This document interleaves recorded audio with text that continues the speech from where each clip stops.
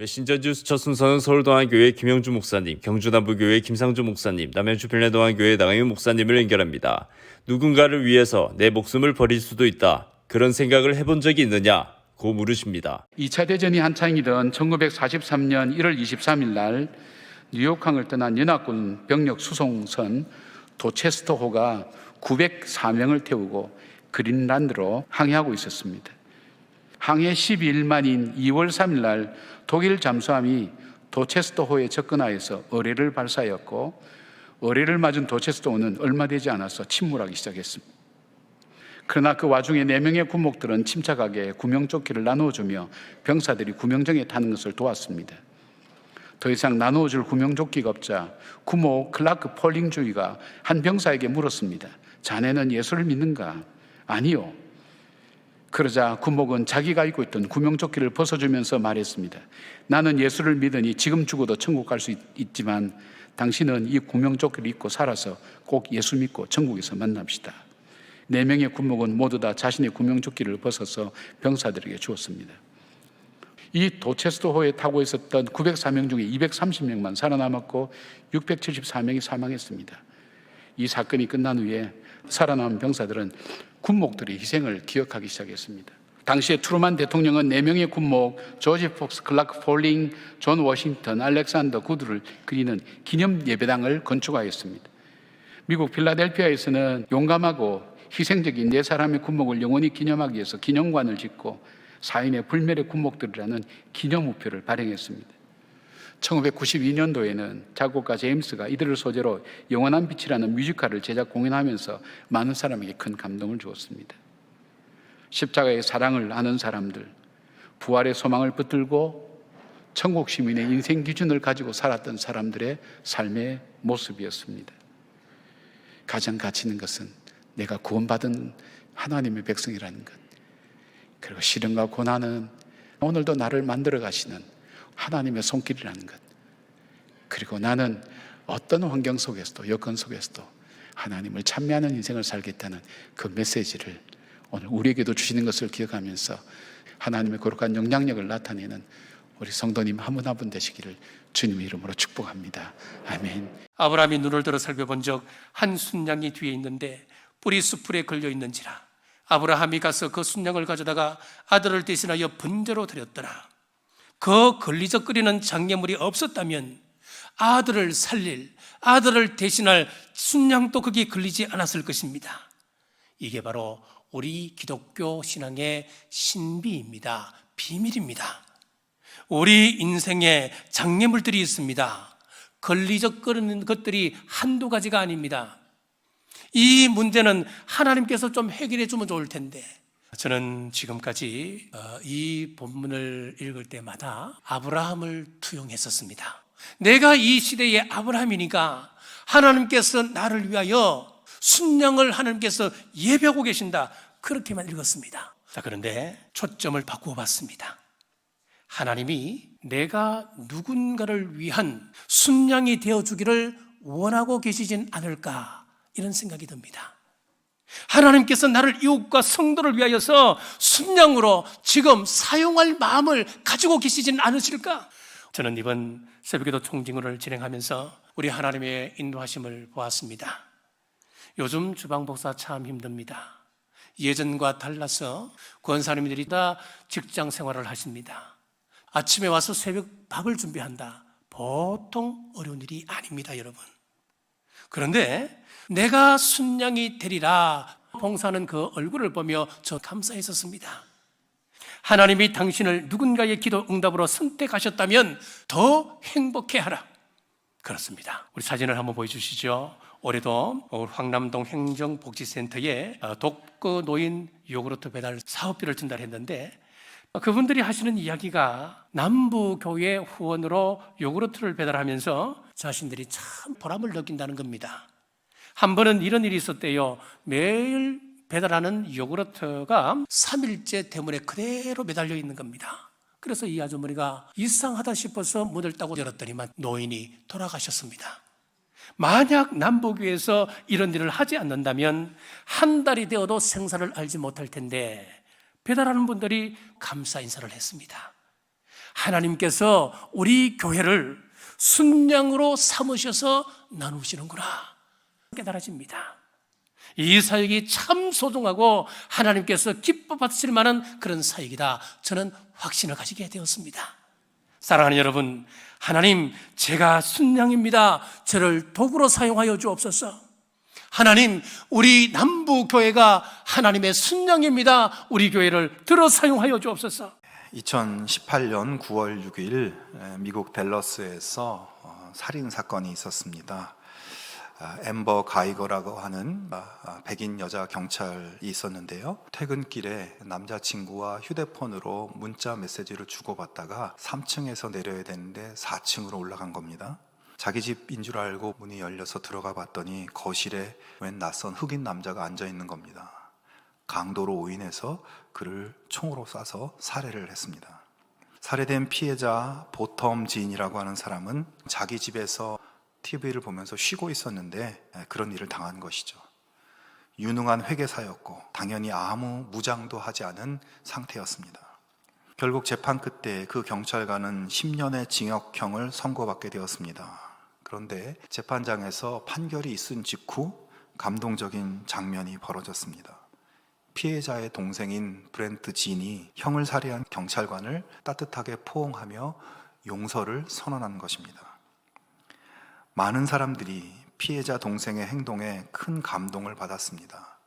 형량이 너무 짧다며 그렇게 항의를 벌이던 흑인들도 이 용서의 장면을 보고 시위를 중단했고, 또 미국 법집행행정연구소에서는 동생 브렌트 진에게 용감한 도덕인상을 수여했습니다.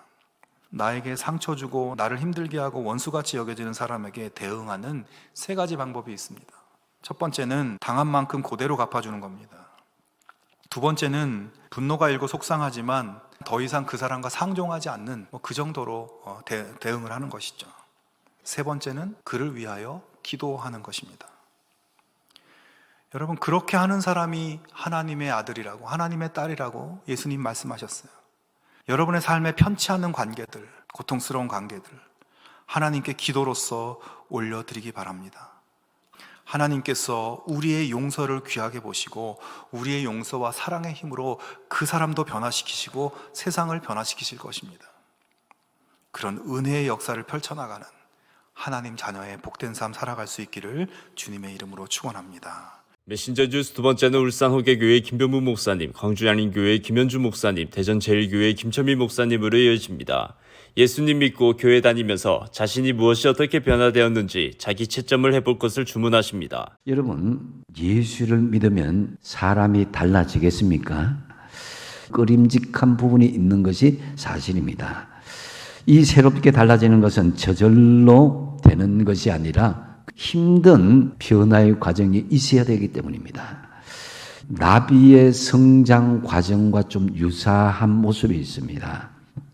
나비는 원래 알이 되었다가 알에서 깨어나서 에벌라가 되었고, 에벌라가 되면 그 다음에는 번데기가 되고, 번데기가 된 다음에 일정 기간이 지나면은 나비가 되어서 하늘을 훨훨 날아가게 되는 것이죠. 이처럼 나비는 알과 애벌레, 번데기의 과정을 거쳐서 온전한 자유로운 나비로 되는 그런 변화의 과정을 겪게 되는 것입니다. 완전히 탈바꿈한 나비는 애벌레처럼 살 수는 없습니다. 이제는 나비는 나비의 인생일 뿐입니다. 성도인 우리도 마찬가지로 이 부활의 새 생명을 얻었고 새 생명이 우리에게 현재와 미래의 실제가 되었습니다. 우리는 나비처럼 완전히 예수 그리스도 안에서 탈바꿈한 자유로운 인생이 되었다는 거죠. 이 완전히 탈바꿈한 변화된 것, 이것은 어떻게 시작하느냐? 바로 옛 것을 버리는 데서부터 시작되어야 되는 거예요. 여러분, 백화점에 가서 새 옷을 샀는데 그 옷이 너무 아까워서 새 옷은 놔두고 새 옷, 헌 옷을 입는다면 새 옷을 살 의미가 없는 것이죠. 우리는 더 이상 알이나 애벌레 단계나 번데기 단계에 머물러 있는 존재가 아니라 예수 안에서 나비처럼 훨훨 날아 자유함을 얻은 하나님 나라의 자녀인 것입니다. 믿음의 정체성을, 믿음의 지성을 회복할 수 있어야 됩니다. 구원에도 공짜가 없음을 분명히 말씀합니다. 하나님께 나아가는 길에 있어서도 엘리베이터 타듯이 순식간에 하늘나라로 저절로 올라가지는 않는다는 것입니다.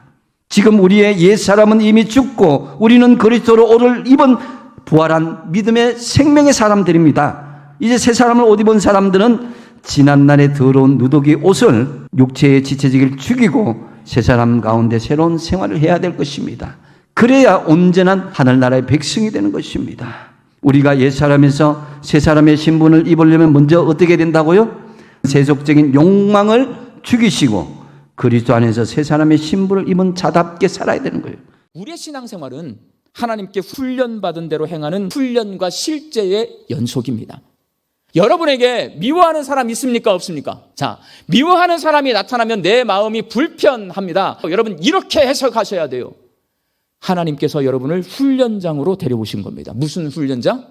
원수사랑 훈련장으로 데려오신 거예요.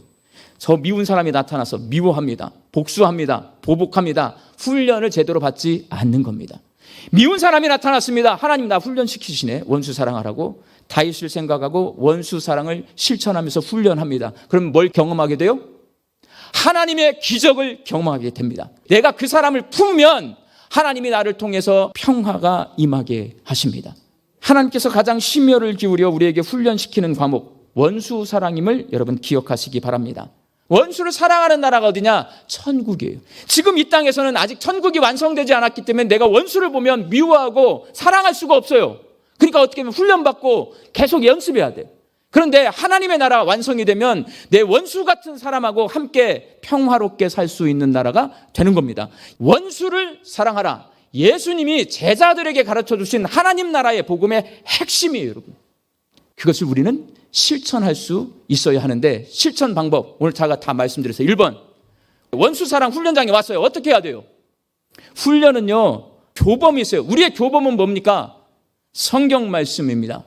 나에게 원수가 나타났고 이게 하나님이 나에게 원수 사랑을 훈련시키는 거라 이렇게 받아들이는 분은 마태복음 5장에서 8장까지를 읽으셔야 돼요. 그러면 예수님께서 거기에 원수를 사랑하라 써놨습니다. 자, 그런데 말씀을 읽어도 돼요, 안 돼요? 우리 성격이 안 좋아가지고 안 돼요, 여러분. 뭐 어떻게 해야 돼요? 그때 하는 게 기도입니다. 뜻이 하늘에서 이룬 것 같이 땅에서도 내게 이루어지게 하여 주옵소서. 나를 누군가가 용서해 준 것처럼 나도 용서해 주게 하여 주옵소서. 누군가가 나 용서한 분이 누구예요? 예수님이 나를 용서해 줬잖아요. 예수님께서 나를 용서해 주셨듯이 나도 저 사람 용서할 수 있게 해 주시옵소서. 주여 내게 그런 힘을 주시옵소서. 이게 예수님이 우리에게 가르쳐 주신 기도입니다.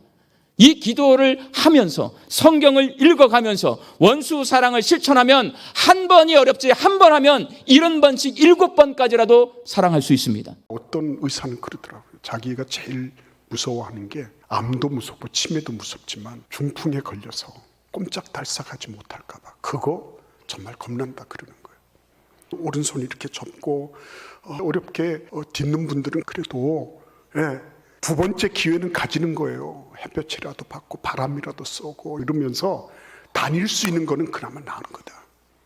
그러니까 여러분 우리에게 두 번째 기회가 있다는 거 이거는 큰 축복이 아닐 수 없죠. 그리고 진작에 내가 그거 알았더라면 이런 꼴을 안 당했을 텐데 후회하잖아요. 그렇죠? 근데 진작에 그런 일들을 만나기 전에 우리가 알 수 있는 기회가 있다는 건 얼마나 큰 축복인가 하는 거죠. 목사로서 제가 하나님 앞에 심판대에 섰을 때 네가 진작에 설교하고 가르쳐야 될 거 너희 성도들한테 가르치지 못해서 이렇게 어렵고 힘든 지경에 빠졌다. 하나님이 그렇게 질책하시면 나는 어떻게 할까? 오늘 하나님께서 이런 기회를 주신 거 전 너무 하나님께 감사한 거예요. 처음으로 맞닥뜨린 얘기 가운데 진작에 알았더라면 좋았을 일이 얼마나 많았을까. 에덴 동산에서부터. 에덴 동산에서 아담과 하와가 만약에 선악과를 따먹는 일, 이게 단순하게 과실을 따먹는 일이 아니고 하나님의 말씀을 순종하느냐 불순종하느냐 하는 이 문제를 이게 정말 중요하다. 이게 결정적으로 앞으로 지속적으로 영향을 미치는 일이 될 것이라고 하는 것을 알았더라면 아담과 하와가 그 선악과를 따먹었을까요? 절대 안 따먹었을 거예요. 가인이 예배가 정말 중요한지 알았으면은 그는 어떻게 해서든지 동생으로부터라도 배웠을 거예요. 그게 중요한 줄 알면 개미한테 가서도 배운다니까요. 그런데 중요한 줄 모르니까, 그러니까 자기 감정대로 한 거예요. 여러분, 만약에 우리가 마지막 순간이 됐는데 지금 내가 아는 거를 왜 진작에 그때 알지 못했을까 막 후회하고 그러면서 가슴을 치는 일이 있다면 얼마나 답답할까요? 여러분, 진짜 답답한 일은요, 정말 안타까운 거는 기회가 없는 거죠. 문제가 어디 있는 겁니까? 건성 들은 거죠. 대충 들은 거죠. 여러분, 하나님께서 보시는 관점, 이거를 진작에 알았더라면 좋았을 것을. 메신저 주스 마무리는 애간교회 조성일 목사님, 황서교회 나혜천 목사님, 부산 진교회 신충 목사님을 연결합니다. 부산에서도 외국인 선교사님들의 헌신의 역사가 우리의 자랑스러운 역사로 기념되고 유산으로 뿌리 내리고 있다는 기쁜 소식입니다. 신령한 자는 모든 것을 판단하나 자기는 아무에게도 판단을 받지 아니하느니라. 여기 신령한 자는 성령을 받은 사람을 얘기하는 거예요. 아무에게도 판단을 받지 않는다라고 하는 것은 세상이 성령의 사람을 이리저리 마음대로 움직이게 할 수 없다, 그런 얘기입니다. 성령의 사람은 성령의 바람으로 채워져 있어서 세상의 바람이 들어오는 게 아니라 세상의 바람을 가르고 가야 할 옳은 길을 꿋꿋하게 간다. 자전거를 여러분 한번 생각해 보세요. 자전거에 타이어가 있잖아요. 거기에 공기가 들어있잖아요. 그 공기를 성령의 바람이라고 한번 생각해 보십시오. 그 타이어가 인생이라고 하면 그 인생 안에 성령의 바람이 있는 거예요. 그 성령의 바람으로 채워져 있는 자전거는 가야 할 길을 가는 거예요. 그러니까 모든 걸 면밀히 살펴가지고 이렇게 가야 된다, 옳은 결정을 하면서 가는 거예요. 그러나 아무에게도 판단을 받지 않아요. 바람을 가르고 가는 거지 그 바람이 들어오지 않는단 말이에요. 세상에 이리저리 치우치지 아니하고 가야 할 길을 간다라고 하는 거예요. 근데 그 타이어에 세상 바람이 들어온다고 여러분 한번 생각해 보세요. 자전거를 타고 가는데 봄바람이 싹 불어오는데 그 봄바람이 타이어 안에 싹 다 들어가요. 그럼 어떻게 되겠어요? 그 타이어가 부풀다가 터져버리겠죠. 타이어는 자기가 터지지만 성령으로 충만하여 살아갈 사람이 세상 바람이 다 들어와서 살면 다른 누군가의 속이 터진다고요. 고린도 교회 성도들은 성령의 바람이 채워져서 살아가야 할 사람인데 세상 바람이 다 들어오니까 사도 바울의 속이 터지잖아요. 남편의 마음에 세상 바람이 들어오면은 아내 속이 터진다고요. 아내가 바람이 나면은 남편 속이 터진다고요.